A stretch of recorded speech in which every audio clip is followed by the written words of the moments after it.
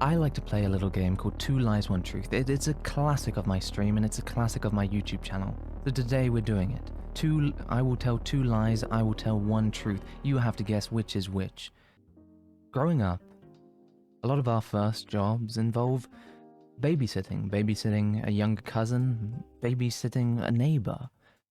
Sometimes some people babysit for plants. Sometimes people babysit for, I don't know, frogs, goldfish, dogs even. When I was young, when I was living in the countryside on the far outskirts of Somerset, near Glastonbury, where there are a lot of hipsters and hippies, our farmer, or the farmer next door to us, he decided to go on holiday. And he had some animals, and some of them could be looked after by his daughter and by a neighbor who would come round. But he had one pig that needed constant attention because it was feeling unwell. It was about, I think it was in like a couple of weeks, it was about to go into labor. And I kind of volunteered myself. I don't know why. Perhaps for a little bit of pocket change. Perhaps because I was bored with my life and I needed something new. I needed something exciting. But my mum was friends with him. Friends with benefits. I don't know. I never discussed that with my mum. But the point is. In fact, she did tell me a story where he once slapped her on the ass. But I don't know. I don't know the context behind it. Perhaps it was a friendly slap on the ass. But the point is that I knew this farmer. And this farmer knew I needed money. And so he offered to let me babysit his pig for him for a week. And so that's what I did. And it was it was very stressful because I would get up before school to feed this pig, and the food was really disgusting. It really smelled bad, and like I had to have a shower basically after feeding the pig. And I had to check up on its water, and then I'd get back from school. I'd literally cycle home. I'd cycle home as fast as I could to check up on this pig. And most of the time, to be honest, I didn't really do that much.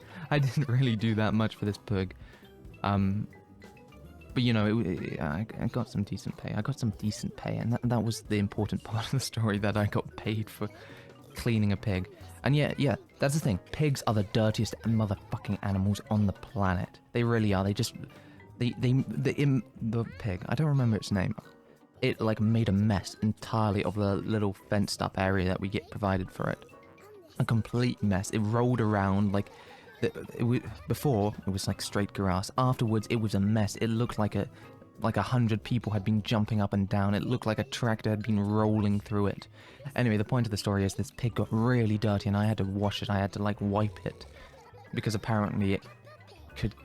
I don't know how that affects the pregnancy, but I was told to do that by the farm, and I did what I was told because I was a good boy. I have always been a good boy. And you know, he was scary. He used to carry a pitchfork and wear like one of those farmer's hats, and you know, he was very stereotypical.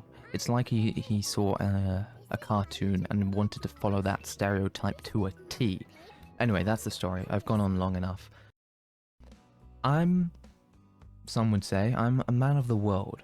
I have traveled from the heights of Alaska to the lowly plains of Spain. And in my travels, I've come across many people, many folk with different ways of life. But perhaps the most weird people I have ever met were the natives of a little town, or maybe not a little town, a little state called Tennessee. Texas, it gets a bit of a bad rap. A redneck rap, but Tennessee is where you find the real, true rednecks. In fact, some of the locals I met in Tennessee believed that the United States, under Obama or whoever it was a communist country. Now, I don't understand what they meant by that. I don't think they understood what they meant by it.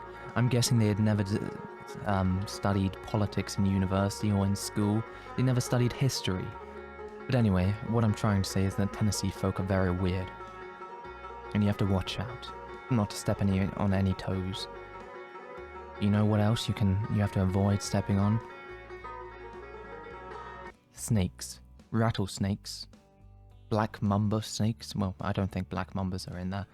I think there's another copperhead snakes. Anyway, I was in the thick, I was in the brush, I was in the middle of the woods, in the middle of nowhere in Tennessee, because I was building bridges because I am a strong, sturdy man, and that's what strong, sturdy men do. We build bridges, or we build stuff, and bridges, metaphorical bridges and physical bridges, of course, because I am a man of the world, and like I bring my knowledge wherever I go, and I teach people, I educate them on the ways of life. Anyway, so I was building a bridge one day. You know what came up behind me? A rattlesnake. In fact, I never saw it come up behind me. I just heard it rattle, I turned around, and there it was. Stood in a circle. Does it really count as standing if it's lying down? I don't know. It was lying in a circle, like all wrapped up, like how you imagine the snake is in a basket. Anyway, I look at the snake. I look at it in the eyes. We have this moment of bonding. He knows, or she knows. I don't know. How do you tell a snake's gender? You tell me that. We look at each other in the eyes, and there's this moment of clarity. I'm pretty sure the snake is telling me it loves me, and that I may go on in peace. It came up to smell me and realized that it wasn't actually that hungry. Perhaps because I'd been sweating a lot, perhaps because it knew it was not a man enough to match my manliness. Anyway, the point is that the snake let me go, and that was the last time I saw that snake. Some say that snake is still rolling around in the hills of Tennessee. Anyway, that's the second story. It was a bit of a lumpy, bumpy story, but we got it done. Speaking of manly men, you want to know how I got this scar? And you probably can't see it. It's a very small scar. It's on the base of my hand. Perhaps if I shoved my hand all the way into the camera, you could see it. But it was a long time ago. In fact, I think I was 13, 14. I'm not very good with ages. You might have been able to tell that already. But the point is that I got a scar. It's my only scar. There aren't many. It was my only scar. And you know how I got it? I had a fight. The only fight of my life. I fought a cat. And it was a small cat. In fact, it was my brother's cat. I probably told you this before, but I have an annoying brother. He's a younger brother, and he is incredibly annoying.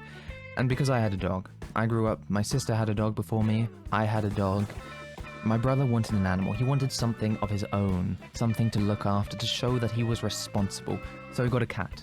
And then never looked after the cat, never fed the cat, never watered the cat. Do you water cats? I don't know, but filled up its water bowl. You know what I mean. The point is, he never looked after this cat. He was a mean and cruel owner. But cats don't need looking after. Cats are also men of the world, and this cat was named Halo. His sister was called Ween because they were together found on Halloween abandoned. It was a really dumb idea for names, but oh well, it stuck. I didn't like cats. In fact, I still don't like cats. I've never liked cats because they have this evilness in their eyes.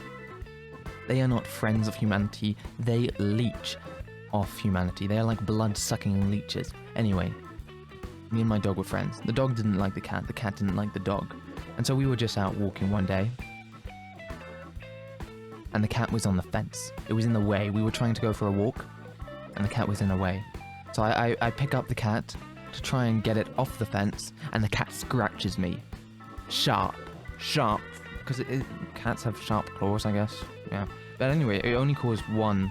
I mean, it was like kind of scratched, but there was only one like deep wound, and I mean, it wasn't really that bad. It took like 3 stitches, and that was that, I guess. It's not that much of an exciting story, but you know, I'm a nice guy. I'm a lovely guy.